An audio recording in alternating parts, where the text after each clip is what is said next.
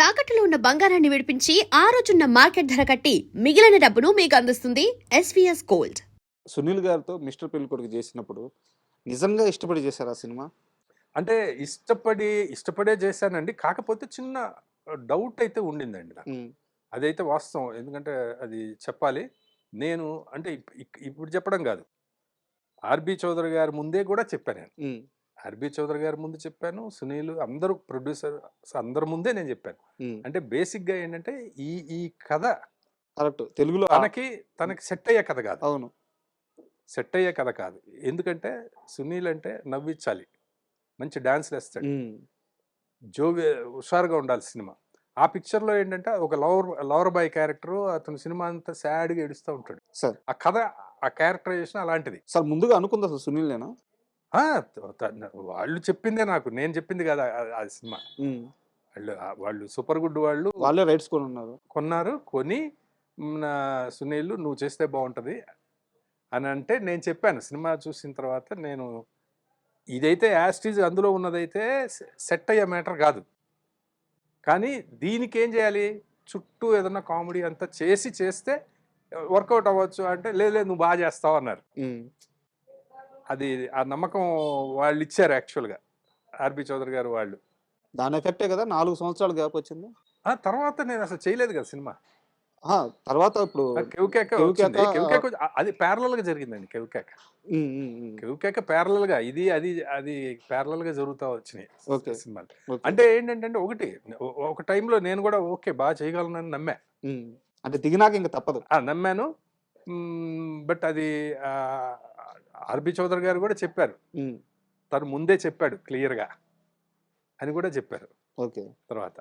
అంటే ఇప్పుడు మీ కెరీర్ మొత్తం చూసుకుంటే సార్, ఇప్పుడు మనం 'లేడీ బాబ్జీ' గురించి కూడా మాట్లాడుకుంటే హ్మ్. హిట్. హ్మ్. 'లీలా మహల్ సెంటర్' హిట్. సో, అలాగే 'ఆడుతూ పాడుతూ' హిట్. సో, మీరు చేసిన 6, 7 సినిమాల్లో 50% హిట్ పర్సెంటేజ్ ఉంది. హ్మ్. ఒక డైరెక్టర్‌కి 50% హిట్ పర్సెంటేజ్ అనేది చాలా మంచి నంబర్. అవునండి. కానీ ఎందుకు మీ కెరీర్ తర్వాత కూడా డైరెక్టర్‌గా యాస్ ఎ డైరెక్టర్‌గా హ్మ్. ఇన్ని సక్సెస్‌లు ఇచ్చిన తర్వాత కూడా అనుకున్నంత నంబర్స్ చేయలేకపోయారు కదా అవును. మీరు. అవును. ఎక్కడ లోపమని? అదేనండి. అదే నేను చెప్తున్నాను కదా! అది వేరే ఎవ్వరిని అనడానికి, బ్లేమ్ చేయడానికి అసలు లేనే లేదండి. హ్మ్. నాకు అవకాశాలొచ్చినాయి. వాటిని నేను అందిపుచ్చుకోలేదు. హ్మ్. ఓకే. కథలు సిద్ధంగా లేవా మీ దగ్గర? కథలని కాదు. హ్మ్. కథలని కాదు. వేరే వేరే రీజన్స్ వల్ల హ్మ్. నాకు మనుషులు సెట్ అవ్వకపోవడం వల్ల హ్మ్. నేను అందిపుచ్చుకోలేకపోయానండి. హ్మ్. అంతే తప్ప అవకాశాలు ఆ తర్వాత కూడా వచ్చినియి నాకు. హ్మ్.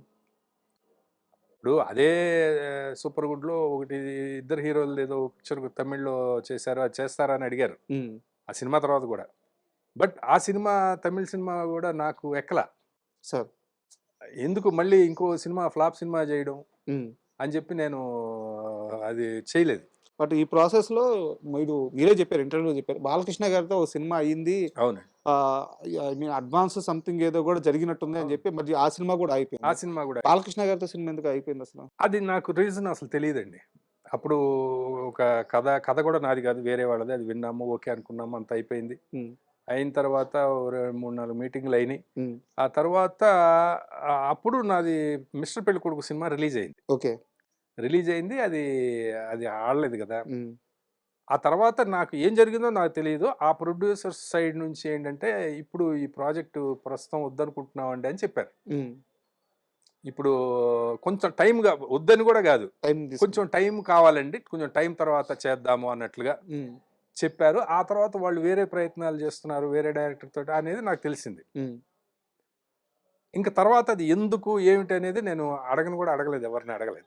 మీరు తర్వాత కాలంలో బాలకృష్ణ గారి సినిమాలు కథానాయకుడు, అవును. మహానాయకుడు అట్లా యాక్ట్ యాక్ట్ చేశాను. చేశారు కదా! అవునండి. గుమ్మడి గారి క్యారెక్టర్ చేశారు. అవునండి. అప్పుడు బాలకృష్ణ గారితో ఎప్పుడన్నా ఈ సందర్భం అంటే వచ్చిందా? అప్పుడు అలా అనుకున్నాము అనే టాపికొచ్చింది. హ్మ్.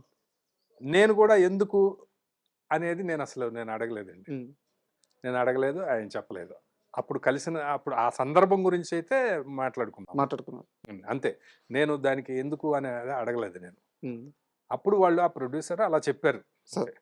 తర్వాత నేను అడ్వాన్స్ కూడా నేను రిటర్న్ చేశాను తర్వాత. రిటర్న్ చేయలేదు. చెయ్యాలా? చేశారా? నిజానికి చేయక్కర్లేదండి. కదా! ఎందుకంటే నేను చేయనని చెప్పలేదు గదా! హ్మ్. హ్మ్. ఆ తరువాత కొంతకాలానికి ఆ ప్రొడ్యూసరు మధ్యలో ఇంకొక వ్యక్తి చేత కబురు చేశాడు. హ్మ్. నేను యాక్టర్ అయిన తర్వాత. హ్మ్. హ్మ్. అది చాలా రోజుల తర్వాత అయితే. ఒక 5 ఇయర్స్, 6 ఇయర్స్, 5 ఆ! ఇయర్స్ తర్వాత. ఎంత సార్ అమౌంటు? అది ఎందుకులేండి అంతే గాని అమౌంట్ చేయమన్నారు. ఉమ్, అంటే చేయిస్తారా అని అడిగారు, చెయ్యమని కూడా. ఎందుకంటే వాళ్ళకి ఆ రైట్ లేదు. అంతే. అంటే ఏమన్నా ఇలాగా అడుగు రిక్వెస్ట్ చేశానని చెప్పండి అని ఆయన ఎంత ఒక మధ్యవర్తితో 5 లక్షలు ఉంటుంది. చెప్పారు. నేను రిటర్న్ చేసేసాను. ఎందుకంటే ఎప్పుడైనా నేను రిటర్న్ చేయాలని అనుకున్నానండి. ఓకే. ఇది అది అది నిజం. ఉమ్, ఉమ్, నా దగ్గర ఎప్పుడన్నా కొంచెం బాగా ఉన్నప్పుడు నేను రిటర్న్ చేసేద్దామని అనుకున్నాను. ఎందుకంటే నేను అట్లా ఎవరిది ₹1 నా దగ్గర ఉన్న మనశ్శాంతిగా ఉండలేము. ఉమ్, అయితే దానివల్ల ఏమైందంటే నాకు మిగతా సినిమాలు పోయినాయి ఆ టైంలో. సార్ ఆ అంతే మిగతా కదా. సినిమాలు చాలా మంది అవును. అడుగుతున్నప్పుడు ఎందుకంటే వీళ్ళు అడ్వాన్స్ ఇచ్చి కమిట్ చేశారు కదా. కమిట్ చేసినప్పుడు మిగతా సినిమాలు లేదు, ఇది ఇది ఇది అద్భుతంగా చేయాలి ఉమ్, ఈ సినిమా, ఇంకా ఇది మనకి అసలు మామూలుగా చేయకూడదు ఈ సినిమా అని మొత్తం జవసత్వాలన్నీ దీని మీద పెట్టేయాలని చెప్పి అప్పుడు పక్కన వచ్చిన ఏ సినిమా నేను ఒప్పుకోలే. అక్కడ నష్టపోయారుగా మీరు. 100% నష్టపోయానండి. నష్టపోయాను కానీ బట్ అయినా సరే ఇవన్నీ సహజం అండి. సినిమాల్లో చాలా జరుగుతూ ఉంటాయి. సార్ అసలు నాకనే కాదు, మీకు ప్రతి డైరెక్టర్కి జరుగుతాయి. కాబట్టి ఇదేమి కొత్త విషయం ఏం కాదు, అట్లా ఏం లేదు.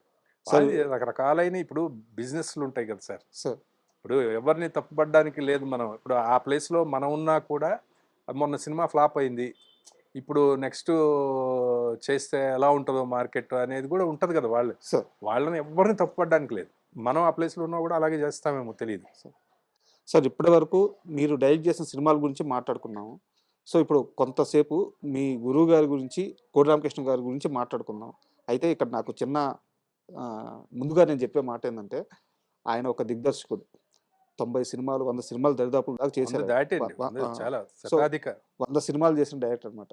సో నేను ఆయన కెరీర్ మొత్తాన్ని, నా ఏజ్ కానీ నా అనుభవం కానీ సరిపోదు. నాకు తెలిసిన కొన్ని విషయాలను అడుగుతాను. వాటిల్లో మీ ప్రమేయం ఉండొచ్చు, మీ ప్రెజెన్స్ ఉండొచ్చు, ఉండకపోవచ్చు, మీకు తెలిసింది చెప్పండి. ఫస్ట్ ఆఫ్ ఆల్ మనకి తెలుగు సినిమాలో డైరెక్టర్లు లెజెండరీ డైరెక్టర్లు అంటే రాఘవేంద్రరావు గారు, దాసరి నారాయణరావు గారు, వీళ్ళిద్దరి పేర్లు వినిపిస్తాయి. అవునండి. కానీ వీళ్ళిద్దరి మధ్యలో ఒక వ్యక్తి ఉన్నారు, కోడి రామకృష్ణ గారు. ఆయన 100 సినిమాలు చేశారు. వీళ్ళిద్దరూ ఎలాంటి హిట్లు ఇచ్చారో అంతే స్థాయి హిట్లు ఇచ్చారు. వీళ్ళిద్దరి నీడ వల్ల కోడి రామకృష్ణ గారికి రావాల్సినంత పేరు రాకుండా పోయిందా? అదైతే చాలా మంది అంటారండి. అది కూడా కొంతవరకు వాస్తవం. అంటే వాళ్ళ నీడని కాదండి, వాళ్ళ నీడ అనేది అంటే వాళ్ళిద్దరి నీడ చాలా పెద్దదైపోయింది ఇండస్ట్రీ. అవునవును, వాళ్ళు మరి నిజంగానే లెజెండ్స్ కదండి. ఇప్పుడు మా గురువు గారి కంటే కూడా వాళ్ళు చాలా ముందు నుంచి కరెక్ట్ కరెక్ట్. వాళ్ళు చాలా పెద్ద లెజెండ్స్ కదా. ఆ తర్వాత జనరేషన్ కదండి కరెక్ట్. ఆయన. ఆయన కాబట్టి శిష్యుడే కదా, దాసరి గారి దాసరి గారి శిష్యుడే కదా ఆయన.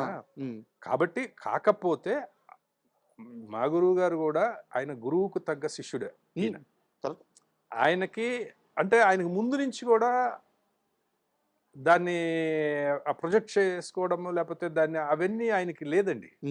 సినిమాలు చేసేయడం అంతే, సినిమాలు చేసేయడమే. తర్వాత ఆయన ఎప్పుడు కూడా నేను ఇంత హిట్స్ ఇచ్చానో లేకపోతే నేను ఇంత గొప్ప దర్శకుడున్నానో అనే ఒక్కసారి కూడా ఆయన అనుకున్నది కానీ, ఎప్పుడు ఆయన గొప్పతనం గురించి చెప్పుకోవడం కానీ అది ఎప్పుడు లేదండి.